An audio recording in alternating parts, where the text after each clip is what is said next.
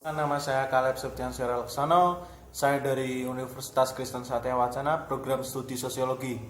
Di sini guna untuk memenuhi tes akhir semester mata kuliah gender dan feminisme yang diajarkan oleh Ibu Ina Hunga yang tercinta. Oke, pada kesempatan kali ini saya akan membahas kasus yang mungkin tidak asing bagi kita, tapi cukup membuat hati kita miris. Oke, teman-teman. Yang pertama itu yaitu mengenai kasus perbudakan seksual ya. Di sini saya akan membicarakan dan mengangkat sebuah berita dari liputan6.com. Di sini saya akan memberitakan bahwa ada anak perempuan yang berusia 12 tahun yang menjadi korban pelecehan seksual oleh ayah kandungnya sendiri. Kasus ini terjadi pada Gunung Kidul, Yogyakarta dan diberitakan oleh laman web liputan6.com pada hari Minggu 11 Oktober 2020 yang lalu. Kronologis ini diceritakan bahwa sang anak ini mulai diperkosa oleh ayah kandungnya sendiri. Setelah anaknya itu pulang dari pesantren. Dalam kasus tersebut, sang ibu itu sudah meninggal pada saat sang ibu itu melahirkan putrinya tersebut.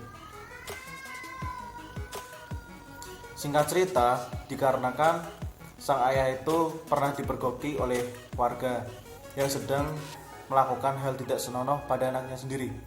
Kemudian warga itu menginterogasi anak perempuan ini secara halus dan pelan-pelan, dan anaknya mengakui bahwa dia dipaksa untuk berhubungan badan dengan ayahnya. Nah, peristiwa ini itu sangat berkaitan erat dengan salah satu teori feminis liberal yang telah saya pelajari pada mata kuliah gender dan feminisme. Teori ini menjelaskan mengenai sebuah sistem gagasan kerangka kerja serta studi kehidupan sosial dan pengalaman-pengalaman manusia yang telah berevolusi dari perspektif yang berpusat pada perempuan. Nah, kemudian hal inilah yang menjadi cerminan dari tanggung jawab tentang bagaimana mewujudkan keadilan bagi umat manusia yang menjadi sebuah kenyataan. Nah, sedangkan feminis liberal ini ditujukan untuk mengusahakan dan menunjukkan bahwa wanita itu adalah makhluk rasionalitas, yang dimana kemampuan wanita sama atau setara dengan laki-laki, sehingga wanita dan laki-laki harus diberi hak yang sama dengan laki-laki. Perempuan seharusnya tidak dianggap remeh atau dikucilkan, dibully, dan lain sebagainya. Perempuan dan laki-laki itu sejatinya memiliki hak yang sama. Tidak boleh ada yang merasa takut. Dan begitu dapat disimpulkan kaitannya kasus dengan teori ini, bahwa perempuan seharusnya tidak dianggap remeh, dikucilkan, dilecehkan, dan lain sebagainya. Karena perempuan dan laki-laki itu sejatinya memiliki hak yang sama, dan tidak boleh ada yang merasa kuat dan tidak ada yang boleh merasa direndahkan. Apalagi bagi anak perempuan yang usianya masih di bawah umur. Seharusnya dalam kasus tersebut itu orang tua atau ayah melindungi anaknya sendiri, bukan merusak diri dan moral anak tersebut.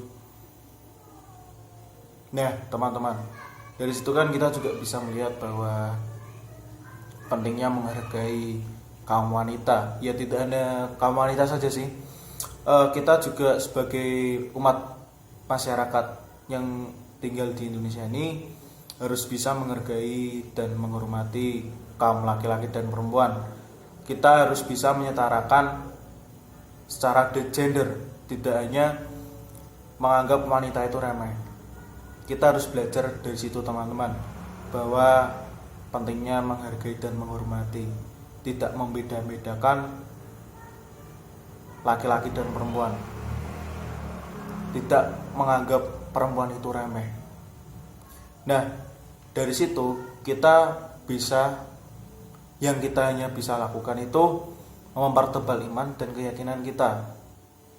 serta melaporkan tindakan yang kurang senonoh seperti itu kepada pihak yang berwajib agar dapat ditindaklanjuti dengan tegas. Dan tak lupa juga untuk pemerintah juga harus bertindak tegas, memberikan sosialisasi kepada masyarakat dari usia dini hingga sekarang, hingga lanjut usia. Karena pentingnya sosialisasi itu akan membawakan dan pengaruh ilmu bagi kita. Begitu dari saya. Oke, nanti akhir video ini saya akan memberikan salah satu video yang berkaitan perbudakan seksual yang kini semakin meningkat di Indonesia. Dan kita sebagai warga Indonesia juga harus saling mengingatkan kepada teman, sanak saudara, atau teman-teman yang lainnya. Begitu, demikian yang dapat saya sampaikan. Jika ada salah kata dan kekurangan, mohon dimaafkan. Saya Kaleb Septian, Surya Laksana, atau biasa dipanggil Kaleb. Saya pamit undur diri.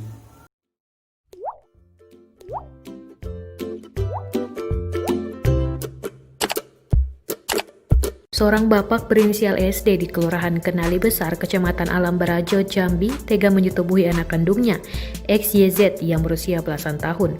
Bukan hanya sekali, perbuatan keji itu dilakukan pelaku lebih dari 100 kali.